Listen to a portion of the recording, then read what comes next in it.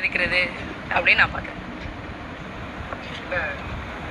கட்சி தொடங்கி முதல் முறையாகவே வந்து கிட்டத்தட்ட ஆட்சி அமைக்கிற வலுவான ஒரு கட்சி அந்த தாவைக்கா வந்திருக்கு. ஆண்ட கட்சி இதில் திமுக, அதிமுக, நாம் தமிழர் இதெல்லாம் ஒரு அனுபவம் வாய்ந்த கட்சி. எப்படி இருக்கு அந்த ஆட்சி? அண்ணே, உக்ரைனில் ஜெலன்ஸ்கின்னு ஒருத்தர் வந்து ஆட்சிக்கு வந்தார். அவர் எப்படி தெரியுமா ஆட்சிக்கு வந்தார்? இதே மாதிரி திரையில தோன்றி கோமாளித்தனம் பண்ணி தான் ஆட்சிக்கு வந்தார். உக்ரைனோட நிலைமை இப்போ என்ன இருக்குன்னு தெரியுமா? 100 ஆண்டுகளுக்கு பின்னாடி போயிடுச்சு. அதே மாதிரி ஒரு விஷயம் தான் தமிழ்நாட்டில் நடக்கும். நீங்கள் கட்சி கட்டமைப்பு கிடையாது, கருத்தியல் ரீதியான ஒரு எந்த விதமான கோட்பாடும் கிடையாது. மக்களை சந்தித்து இது வரைக்கும் விஜயனுடைய ஷூ கூட தமிழ்நாட்டு தரையில் பட்டதில்லை. மக்கள் போராட்ட களங்களில் மக்களுடைய வேர்வை வந்து அவருடைய சட்டை மேலே பட்டதில்லை. வேர்வை துளியோடு என் ஜனம் வந்து கண்ணீரும் கம்பளையுமா இருக்கும். நாங்கள் வந்து போராட்ட காலத்தில் என் மக்களுடைய கண்ணீரை தொடப்போம். கைகளை பிடிச்சி வந்து கவலைப்படாதீங்க, உங்களுக்கு நாம் தமிழர் கட்சி இருக்குது அப்படின்னு சொல்லுவோம். அந்த மாதிரி ஒன்று கூட நடிகர் விஜய் சொன்னதில்லை. இவ்வளவு ஏங்க இந்த மாதிரி ப்ரெஸ்ஸை சந்தித்து ஒரு ப்ரெஸ் மீட்டு கூட கொடுத்ததில்லைங்க. அப்படிப்பட்ட ஒருத்தர் வந்து தமிழ்நாட்டின் முதலமைச்சர் ஆக போகிறாரு. பத்திரிகையாளர்கள் உங்கள் மனசாட்சிக்கு நான் விடுறேன், மக்களுடைய மனசாட்சிக்கு விடுறேன். ஒரே ஒரு இதுதான், நான் 12ஆம் வகுப்பில் இயற்பியலில் 200க்கு 200 மதிப்பெண் எடுத்தேன். அந்த அடிப்படையில் சொல்கிறேன், இயற்பியல் விதி தான், எது சீக்கிரமாக வளருதோ அது சீக்கிரமாக வீழும். நடிகர் விஜய் ரொம்ப சீக்கிரமாக ஆட்சியை பிடிக்கிறார். எப்படி இருக்குங்கிறத பார்ப்போம்.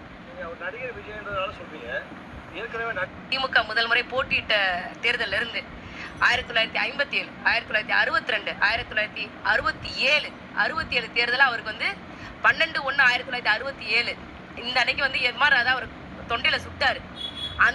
அந்த புகைப்படத்தை வச்சு அவர் துண்டில் கழுத்தில் வந்து ஒரு பெரிய கட்டு போட்டிருப்பார். அதை வச்சு 15 ஆண்டுகளாக திமுக உழைத்த எம்ஜிஆர் தான் வந்து அடுத்து 1977 வந்து ஆட்சி அமைச்சார். எம்ஜிஆர் வேற, நடிகர் விஜய் வேற. நீங்க சொல்லுங்கண்ணே, போராட்ட களங்களை பார்க்காதவர், மக்கள் கிட்ட எந்த விதமான கருத்தியல் கோட்பாடுகளையும் பேசாத ஒருத்தரை வந்து அனைத்து தரப்பு மக்களும் வந்து நம்புறாங்கன்றது புதிய விஷயமா இருக்கு.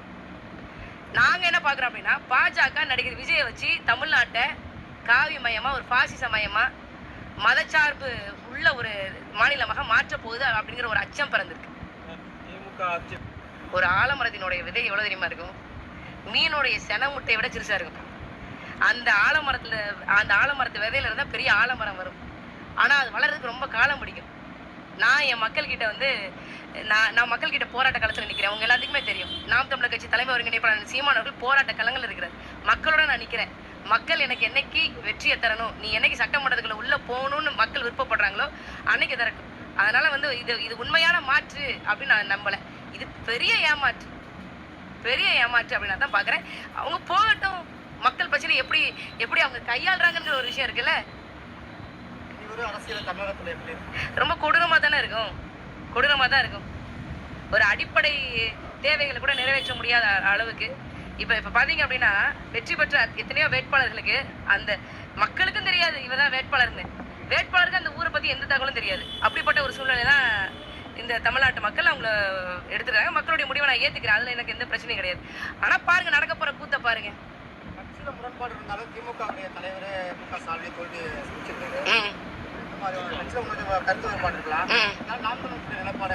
இல்ல, எங்கள் அண்ணன் செந்தமிழன் சீமான் அவர்கள் கூட தான் தோல்வியை தழுவிருக்காங்க. அதனால வந்து இந்த அரசியல், அதான் நான் ஏற்கனவே சொன்னேன், ஒரு புதிய அரசியலுக்கு வந்து மக்கள் தயாராகிருக்காங்க அப்படின்னு சொல்லி அதை பார்ப்போம், என்ன நடக்குதுன்னு பார்ப்போம். 1 இன்ச்சு தமிழ்நாடு முன்னேறுதான்னு பார்ப்போம். ஏற்கனவே வந்து உங்களுக்கு மாசம் 1000 ரூபாய் கொடுத்ததுக்கு 3 ஆண்டுகள்ல 38,000 கோடி ரூபாய் செலவாயிருக்கு. இப்போ இவர் என்ன சொல்றாரு, 2,500 ரூபாய் நான் கொடுப்பேங்கிறாரு. இதுக்கு எத்தனை 1 லட்சம் கோடியாவது செலவாகும். யார்கிட்ட காசு இருக்கு? தமிழ்நாட்டு கஜானா கிட்ட காசு இருக்கா? கஜானால காசு இருக்கா? இங்கதான் வரும். என்ன நடக்குங்கிறத பாருங்க, அவங்க வேட்பாளருடைய லட்சணங்களை பாருங்க, எத்தனை கிரிமினல் குற்றங்கள்ல இருக்கிறாங்கிறத பாருங்க. நீங்களே பதிலே கேள்வியா கேட்ட என்ன சொல்றது? பதிலே கேள்வியா கேட்ட என்ன சொல்றது? யாருமே எதிர்பார்க்காத ஒரு இதா இருக்கு. யாருமே எதிர்பார்க்கல. ஒரு வாழ்த்து சொல்லலாமா? 1,35,00,000 பேர் அவங்களுக்கு வாக்களிச்சிருக்காங்க. அவங்களுடைய உணர்வுக்கு மதிப்பளிச்சு ஒரு வாய்ப்பு இல்ல, நான் மக்களுடைய முடிவை நான் ஏத்துக்கிறேன்னு சொல்றேனே. மக்களுடைய முடிவை நான் ஏத்துக்கிறேன். எந்த விதமான கருத்தியல் கோட்பாடும் இல்லாம மக்கள் போராட்ட களங்களுக்கு வந்து நிக்காம மக்களுடைய கண்ணீர் அப்படி தொடச்சது இல்லை. இவங்கள மாதிரியான பிரஸ் பீப்புள் வந்து ஒரு தடவை கூட சந்திச்சது இல்லை. இப்படிப்பட்ட ஒரு கட்சிக்கு வந்து மக்கள் வாக்கு செலுத்துறாங்களேங்கிறது புதிய விஷயம் தானே.